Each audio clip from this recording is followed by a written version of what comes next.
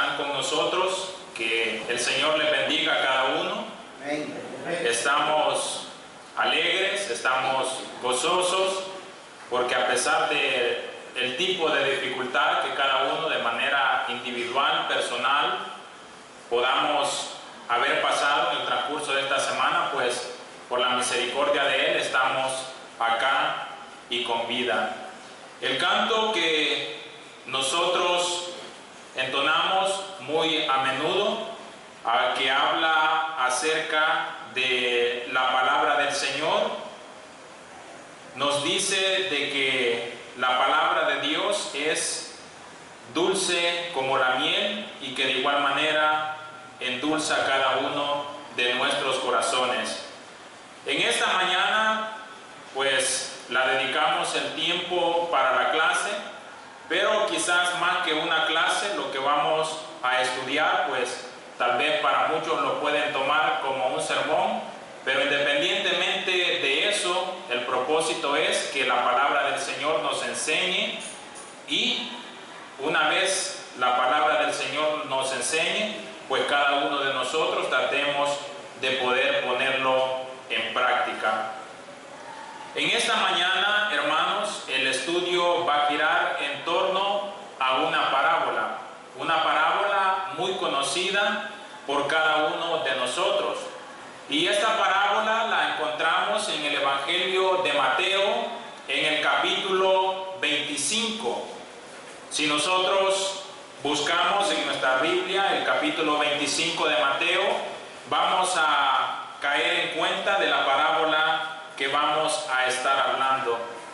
Primeramente tenemos nosotros, hermanos y amigos, que definir qué es una parábola.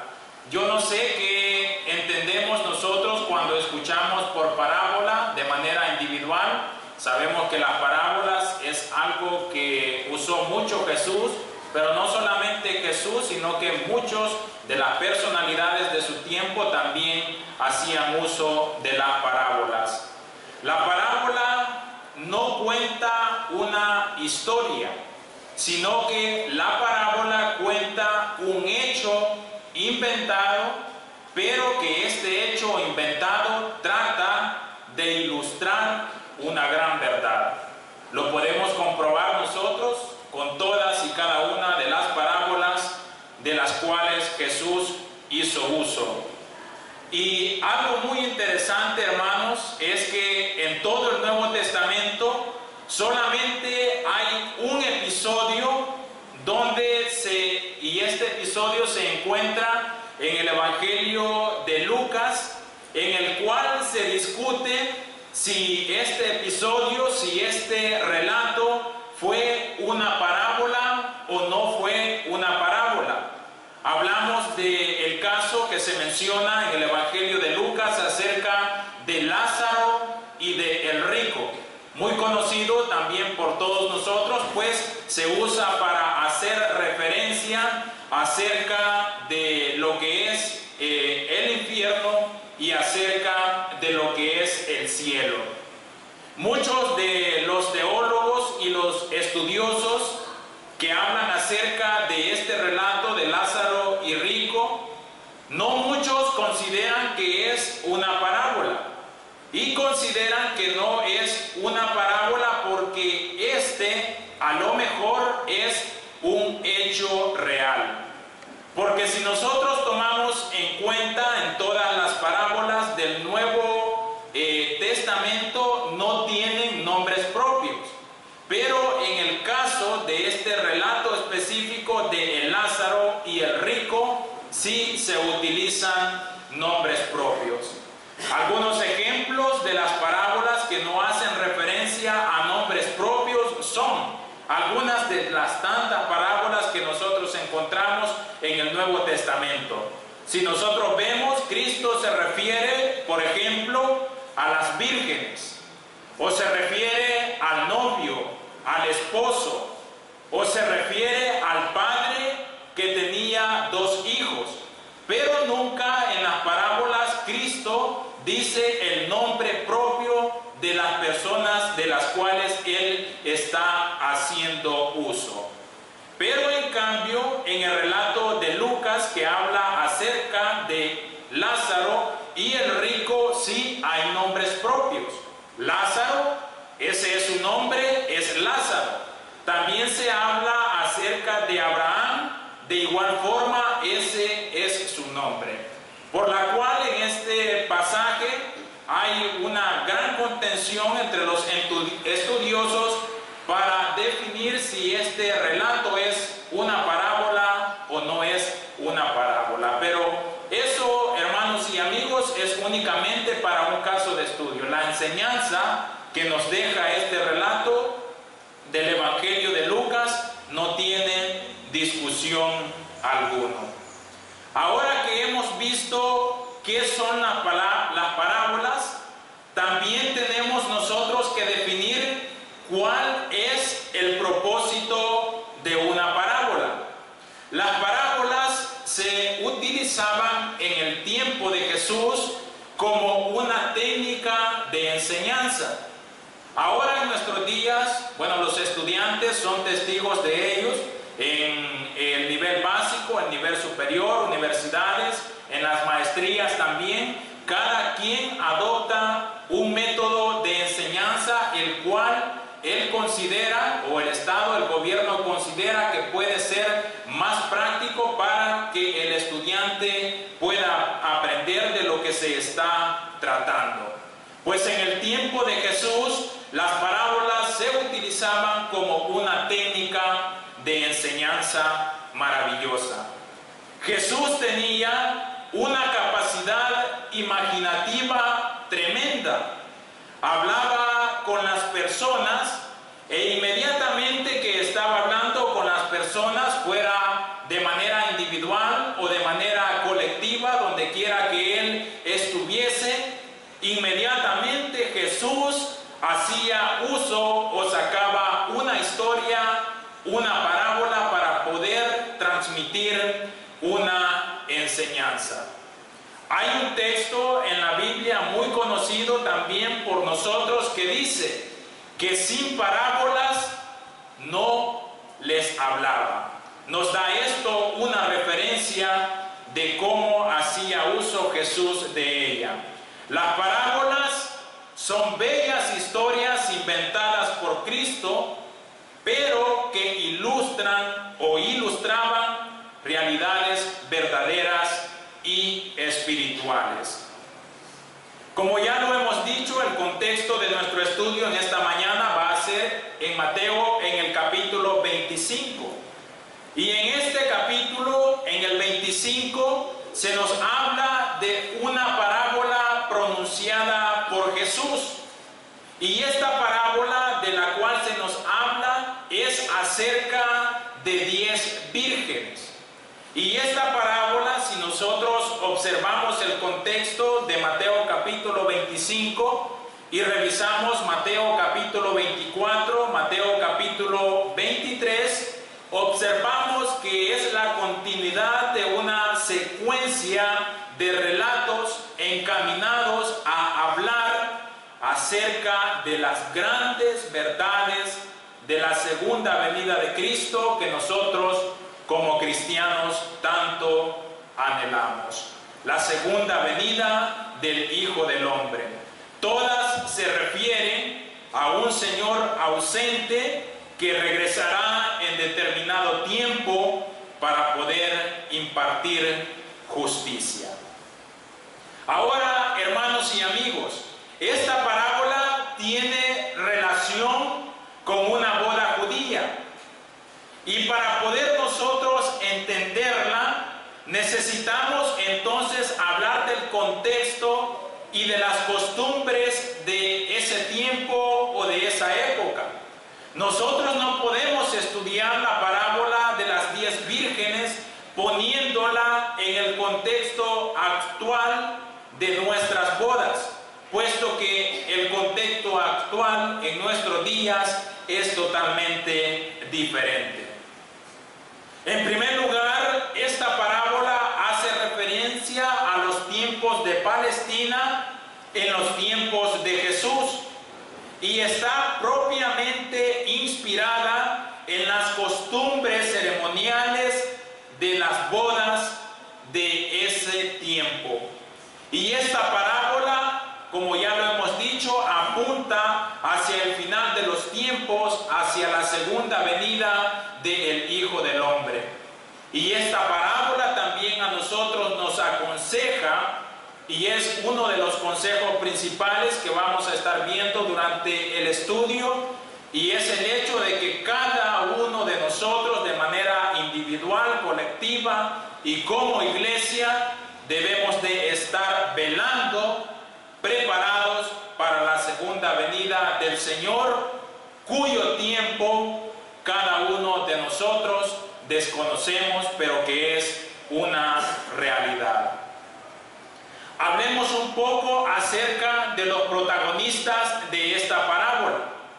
El protagonista es el esposo o el novio, como nosotros le querramos llamar. La ley judía en los tiempos de Palestina, en los tiempos de Jesús, autorizaba al matrimonio desde los 13 años. Y esto, hermanos, no es un invento que nosotros estamos tratando de hacer para poder impactar. A todos los que tienen el acceso a internet ahora en nuestros días, si usted gusta por curiosidad, puede ingresar a Google y digitar edades promedios en las cuales en los tiempos de Jesús tanto los hombres como las señoritas tomaban por casamiento. Y se van a poder dar cuenta de manera increíble que en los tiempos de Jesús el tiempo promedio o aproximado para tomar en casamiento era a los 13 años, más un día para los caballeros y 12 años más un día para las señoritas.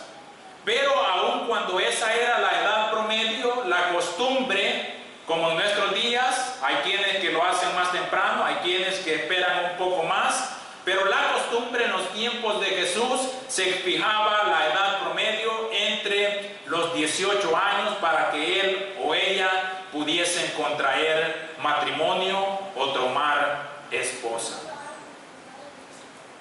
En Palestina, en esta región, las bodas se iniciaban hacia el atardecer. A lo mejor mucha diferencia como lo hacemos nosotros ahora en día.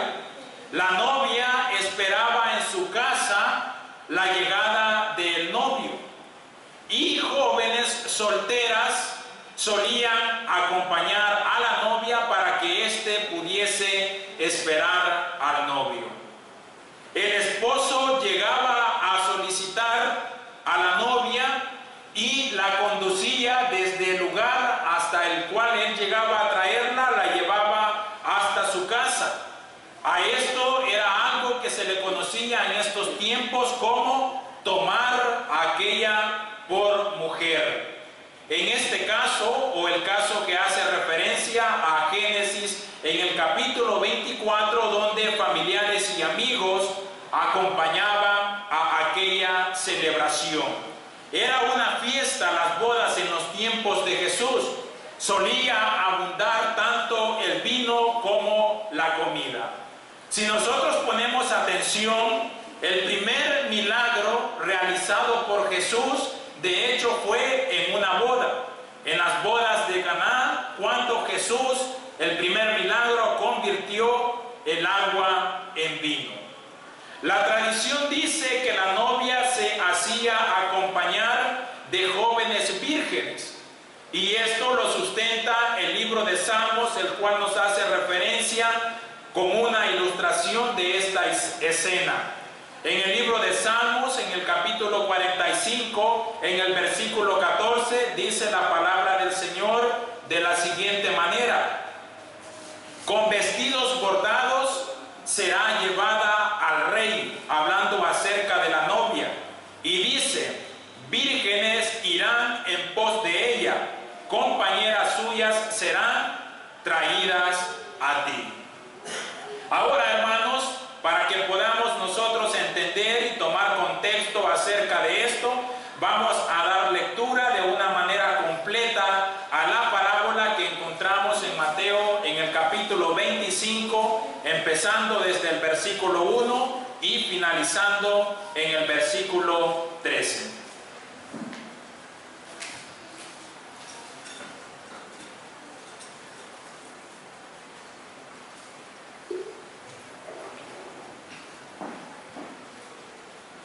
dice de la siguiente manera.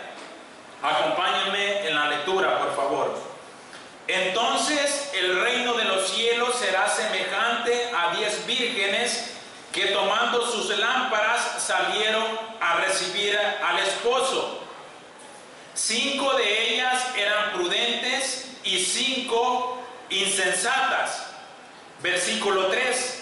Las insensatas, tomando sus lámparas, no tomaron consigo aceite, mas las prudentes tomaron aceite en sus vasijas juntamente con sus lámparas.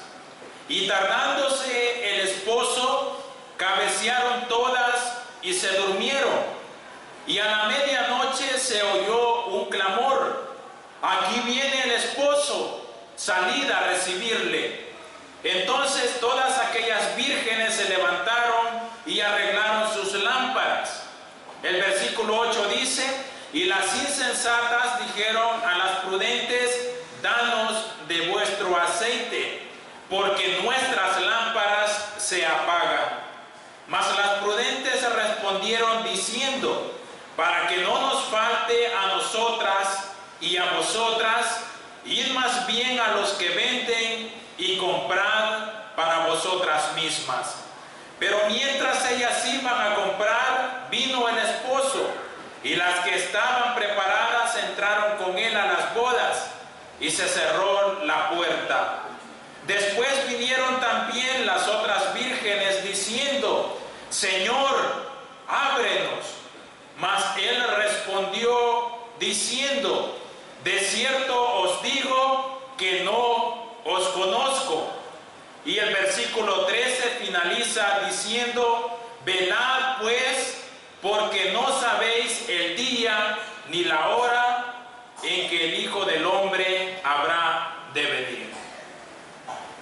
En esta parábola Cristo menciona que 10 de las 10 vírgenes, y dice que 5 de ellas eran prudentes, y dicen que 5 de ellas eran insensatas.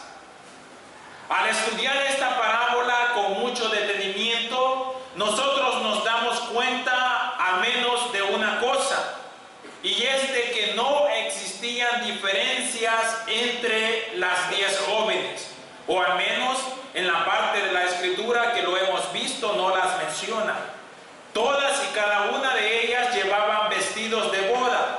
Todas y cada una de ellas tenían sus lámparas y las portaban encendidas.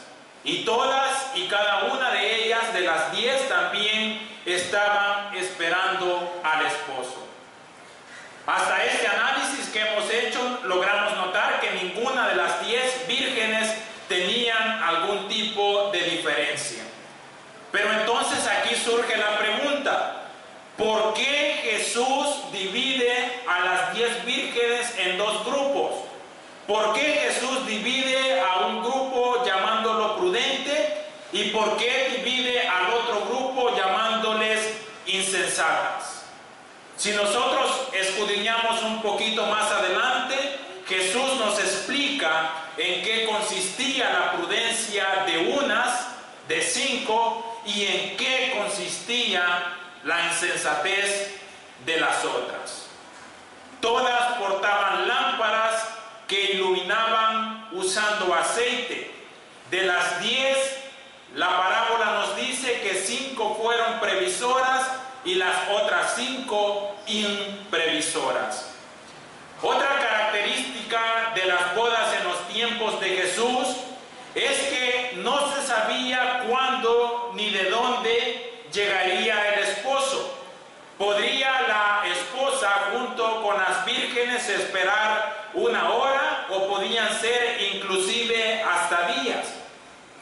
Todas las vírgenes y la esposa lo sabían y lo tenían presente, pero no todas, aun cuando lo sabían y lo tenían presente, no todas lo tomaron en cuenta. Todas y cada una de ellas llevaban lámparas para mantener la iluminación en el camino, pero 5 de ellas llevaban únicamente el aceite que cabía dentro de sus lámparas y 5 de ellas llevaban el aceite que cabía en sus lámparas, más cierto depósito con reserva. Todas esperaron al novio, pero el novio nunca llegó. Entonces, la palabra del Señor dice que las vírgenes, las 10, comenzaron a cabecear y se durmieron, puesto que el esposo había tardado mucho. Cabecearon y se durmieron. Posiblemente puede ser el cansancio, y nosotros somos testigos de ello. Cuando nosotros estamos cansados, pues lo único que viene a nuestra mente es el poder dormir y descansar. Posiblemente en estas mujeres pudo ser el cansancio o pudo haber sido algo más. Se durmieron. Pero dice el Evangelio de Mateo que llegando la medianoche se oyó un clamor que decía: aquí viene el esposo, salir a recibirle. Esperar, hermanos y amigos, que la novia ni las acompañantes esperaban que el novio llegara a medianoche. Era medianoche, era hora aún de sueño, pero el grito en la medianoche, cuando todo estaba en silencio, aquí viene el novio, despertó a aquellas vírgenes. Y en la continuación de la lectura sigue diciendo: entonces todas las vírgenes se levantaron y cogieron sus lámparas. La frase salir a recibirle que nos menciona la palabra nos da a entender que todas y cada una de ellas debían de salir a recibir al novio, al esposo, e ir detrás de la caravana junto con la novia. Si el esposo hubiese llegado en pleno día, pues las lámparas de las cuales hace mención Jesús y toma utilidad no hubieran tenido ningún tipo de efecto, no habrían sido necesarias, pero en esas horas de la noche, tanto ellas como los que acompañaban a la caravana les era necesario. Luego, en este momento de la historia, ocurre algo inevitable. Mientras iban a recibirle, habiendo escuchado el llamado, dice la palabra que el aceite de las lámparas de las 5 jóvenes insensatas se agotó. El aceite de las 5 jóvenes insensatas se terminó y descubrieron que no habían cogido aceite de reserva para sus lámparas. Y dice que al verse en esta situación, las 5 insensatas dijeron a las 5 prudentes: danos de vuestro aceite, que el nuestro se acaba. Pero las jóvenes prudentes, viendo que el aceite no alcanzaría para todas, respondiendo negativamente, le dijeron a las 5 insensatas: para que no nos falte a nosotras y a vosotras, id más bien a los que venden y comprad para vosotras mismas. Podemos, hermanos, aquí hacer una pregunta. ¿Podemos contemplar nosotros algún tipo de egoísmo en estas jóvenes prudentes? Yo creo y pienso que no. Si tomamos nosotros en cuenta en la situación en la que se encontraban, la caravana de las bodas iba caminando todo el tiempo. Por lo tanto, la respuesta de las 5 jóvenes prudentes parece ser muy razonable. Ellas tenían miedo que durante el camino, que pudiese haber sido muy largo, en este camino se quedaran sin aceite para sus lámparas. Por eso ellas dijeron: ir y comprar vosotras mismas. No sabemos, y la Biblia tampoco a nosotros nos lo dice, si había algún lugar en donde ellas podían comprar aceite. Pero nos da a entender que una vez las prudentes mencionaron estas palabras, ellas salieron para poder comprar aceite.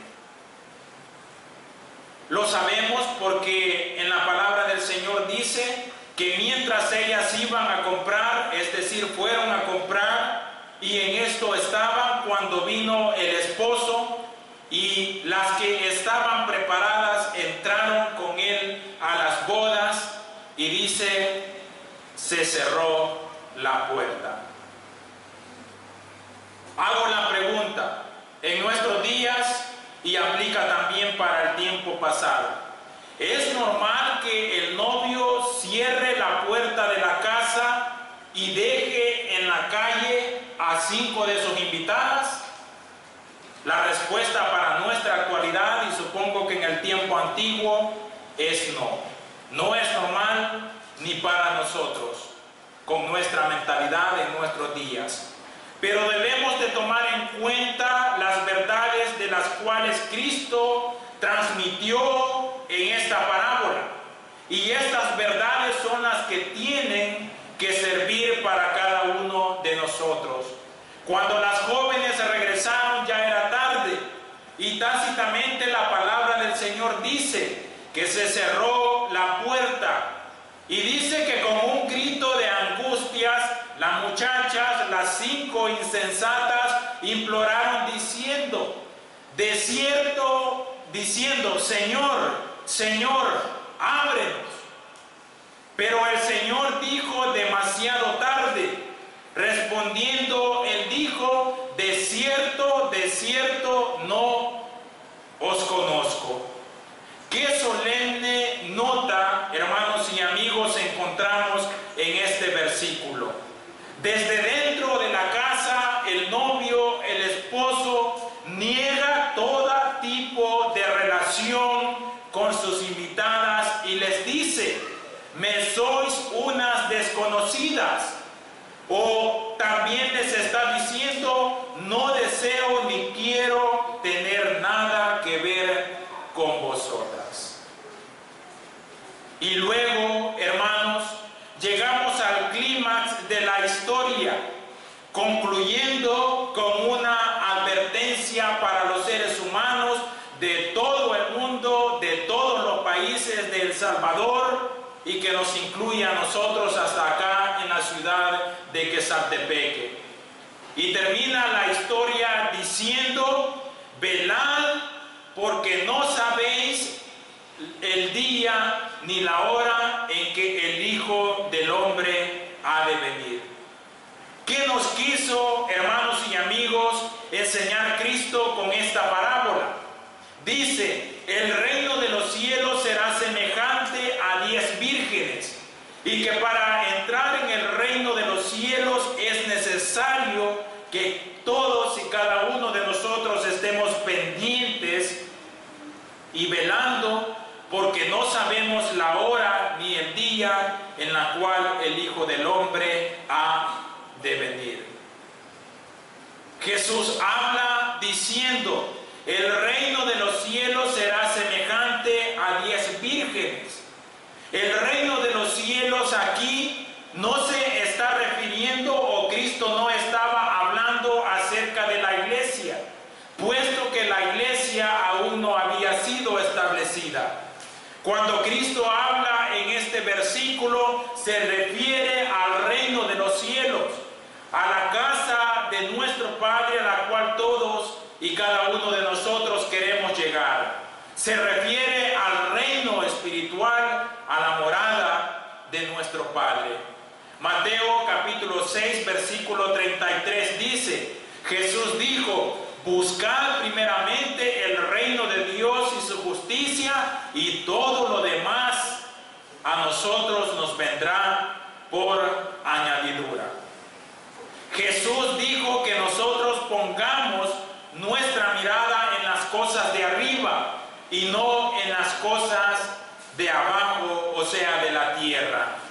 En este versículo, Cristo está estableciendo una gran diferencia entre el reino de los cielos, la morada del Padre, y el reino de la tierra, que, como nosotros sabemos, son pasajeros.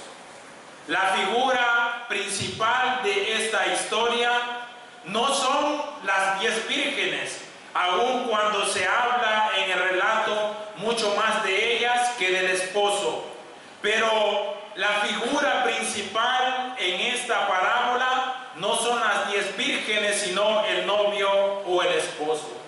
Si nosotros tomamos en cuenta, el novio o el esposo del cual se está hablando representa a Cristo en su segunda venida y en su glorioso ser, que negará a aquellos que pretendan ser suyos y no lo eran, a los que esperaban su venida pero con lámparas apagadas.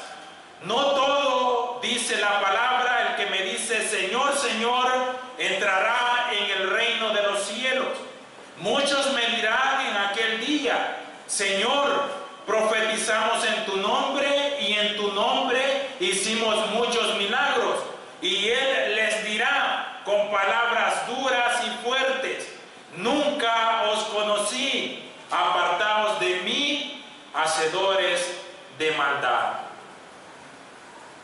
Las palabras que pronunció el novio a las 5 insensatas, no os conozco, nos debe, hermanos y amigos, a usted principalmente, poner en perspectiva de que nosotros tenemos que estar alerta con la mirada en Cristo.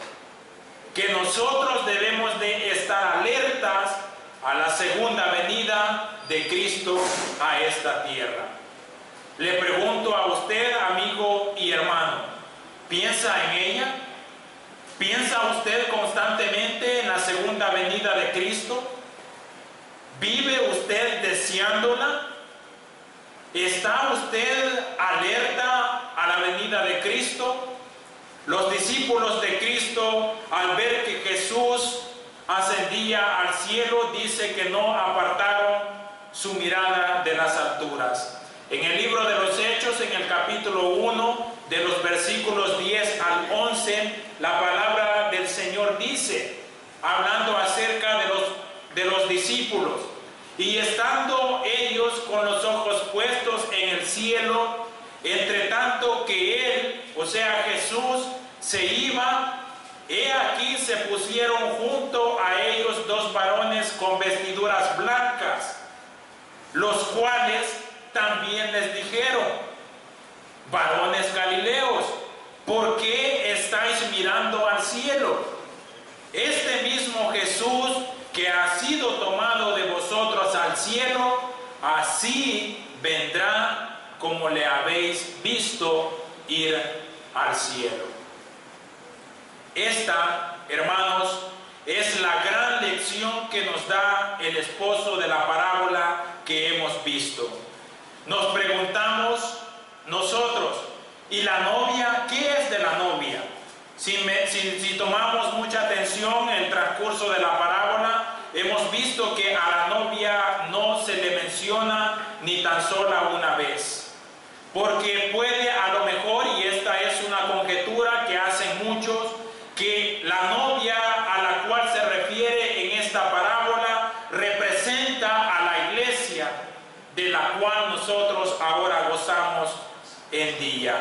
Dice Pablo que a la iglesia en Corinto, que había sido desposada con un solo esposo para presentarnos como una virgen pura ante Cristo. Como nosotros sabemos, la fundación de la iglesia se establece en el día de Pentecostés. La parábola de las 10 vírgenes fue pronunciada mucho antes de ese tiempo y por eso a lo mejor no hace referencia a Cristo, a la esposa dentro de la parábola. Pero ahora estamos nosotros en otros tiempos. Ahora en nuestros días la iglesia lleva existiendo ya más por más de 20 siglos en nuestra tierra. Ahora hay ya convertidos a Cristo. Ahora estamos nosotros los cristianos que formamos parte de esa iglesia. Dice la palabra que las 10 vírgenes cabecearon y se durmieron ante la tardanza del esposo. Ahora, hermanos y amigos, apliquemos la enseñanza de esta parábola para nosotros. ¿Y qué es dormir para nosotros los cristianos y los amigos y muchos de los que pertenecemos a la iglesia? ¿Qué es dormir para nosotros? Pues dormir para nosotros, considerémoslos en primer lugar como dejar de preocuparnos por la segunda venida de Cristo. Dormir para nosotros es ser miembro de la iglesia, pero sin asistir a las reuniones los días que corresponden. Dormir es nosotros venir a la iglesia únicamente el día domingo, pero vivir el resto de nuestros días de la semana como si no conociéramos a Cristo ni a su iglesia.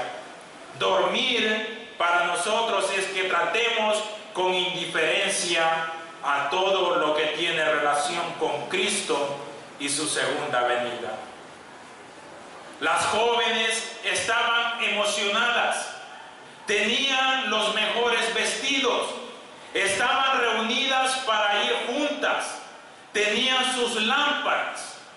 Todas y cada una de estas jóvenes tenían todo listo para esperar al novio. Pero poco después, rendidas por el cansancio del día, se durmieron. Qué triste, hermanos, es esta situación para nosotros en nuestra vida cristiana, para nuestros amigos y nuestras amigas. Qué triste es para nosotros que no podemos tan siquiera llegar al final. Al igual que Jesús, todos nosotros partimos desde Belén, es decir, partimos desde el día en que nosotros nacemos, desde nuestro nacimiento en Cristo, y finalmente nuestro destino es llegar hasta Jerusalén, la ciudad celestial del destino final. La pregunta es, ¿cuál va a ser nuestro Jerusalén? ¿Cuál va a ser para nosotros el destino final y cómo nos vamos a encontrar cuando nosotros lleguemos?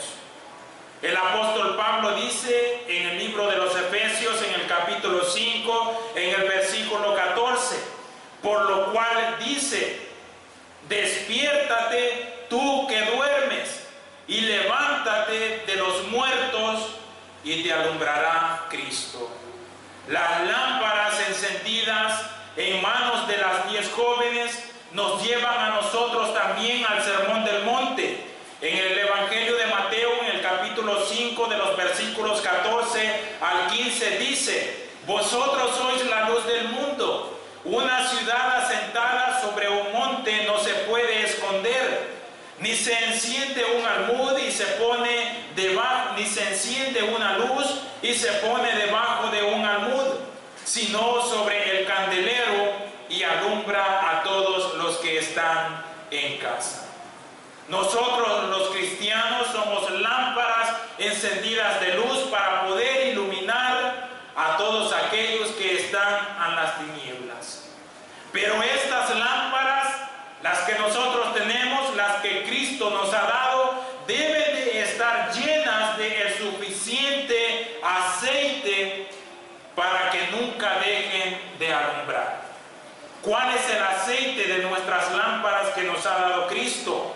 Pues es el aceite del Espíritu Santo, el cual siempre estará con nosotros todos los días hasta el fin del mundo. Dios nos da a nosotros el Espíritu por medida. Nosotros los cristianos estamos llamados a tener siempre la lámpara encendida, a estar siempre velando. Por lo tanto, velad, porque no sabéis el día ni la hora que el Hijo del Hombre ha de venir. La enseñanza no va dirigida a todos aquellos que por la gracia del Señor se encuentran velando, sino que la enseñanza va dirigida a todos aquellos los cuales no están preparados para su venida, la cual nadie conoce. Mateo capítulo 24, versículos 36 y 43. Pero el día y la hora nadie la sabe, ni aun los ángeles de los cielos, sino solo mi Padre.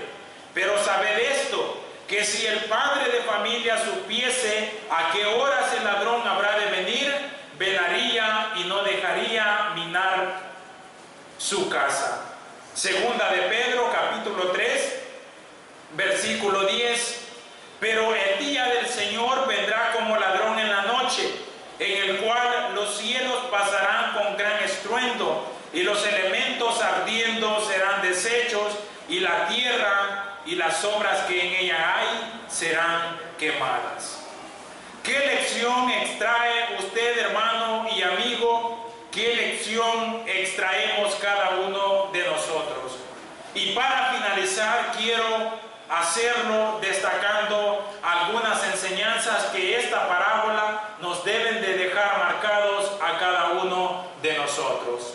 Y lo vamos a hacer identificando puntos principales. Y vamos a definir primeramente a los insensatos. ¿Quiénes son los insensatos? Aunque el término a nosotros nos pueda parecer bastante fuerte, es una insensatez de nuestra parte, de nosotros como cristianos, que no nos preparemos para el encuentro con Jesucristo. Prepárate, dice el profeta Amós, para venir al encuentro de tu Dios. Si no estás preparado, Cristo le dirá a usted entonces, insensato. Los negligentes. ¿Quiénes son los negligentes según la parábola y aplicándola para nosotros ahora en nuestro día? Los negligentes somos todos aquellos que esperamos hasta la última hora para poder resolver nuestros problemas. Hay cosas, hermanos, y principalmente para nuestros amigos, que usted no puede dejar para la vejez. Cosas que usted no puede dejar cuando ya su vida esté terminando. Y una de esas cosas que usted no puede dejar para el final es su alma. Es una de esas cosas. La palabra del Señor invita siempre y dice, si oyeres hoy su voz. No dice si la oyeres mañana, si la oyeres el próximo primer día de la semana, dentro de un año, lo que sea. Si oyeres hoy su voz, no endurezcáis vuestros corazones. Pero encontramos otra enseñanza acerca de los confiados. ¿Quiénes somos los confiados? Los confiados son aquellos que confían en que obtendrán las cosas en un último minuto. No sé cuántos de nosotros en nuestra vida somos así, pero la decisión de la salvación o de la condenación para nosotros no puede esperar en ningún momento hasta el último minuto. Porque puede ser de que cuando toque a su puerta, a esta puerta, entonces la puerta ya esté cerrada y desde dentro te digan, no os conozco. Santiago capítulo 4, versículo 13 al 14. Vamos ahora los que decís, hoy y mañana iremos a tal ciudad y estaremos allá un año y traficaremos y ganaremos. Cuando no sabéis, dice el versículo 14, lo que será para mañana. Porque se pregunta, ¿qué es vuestra vida? Y responde, ciertamente vuestra vida es neblina que se aparece por un poco de tiempo y luego se desvanece. ¿Cuándo será nuestra llamada? Lamentable, hermanos, hacer uso de este ejemplo ahora en este día, pero por la gran misericordia de Dios, nuestra hermana María Noyola está viva. Nuestra hermana fue atropellada el día viernes a las 5:30 de la tarde. Posterior nosotros vamos a dar más detalle acerca de ello. Pero el ejemplo lamentable de nuestra hermana, que no está dentro de sus manos, es un ejemplo que debe para nosotros y para los amigos principalmente que creen que su vida será larga porque aún se encuentran en su juventud. Otra enseñanza acerca de los indecisos. ¿Quiénes son o somos los indecisos? Somos aquellos que tenemos aceite en nuestras lámparas, pero no tenemos lo suficiente. Somos aquellos que somos convertidos, pero que nos hemos convertido únicamente y lo hemos hecho a media. Los que tenemos un pie más afuera de la iglesia que dentro. Somos aquellos de los que tenemos siempre dudas. Somos aquellos que nos estamos quejando siempre por todos. Los que las pasiones del mundo los atraen y los ahogan. Los que están o estamos en la iglesia únicamente por obtener algún beneficio o algún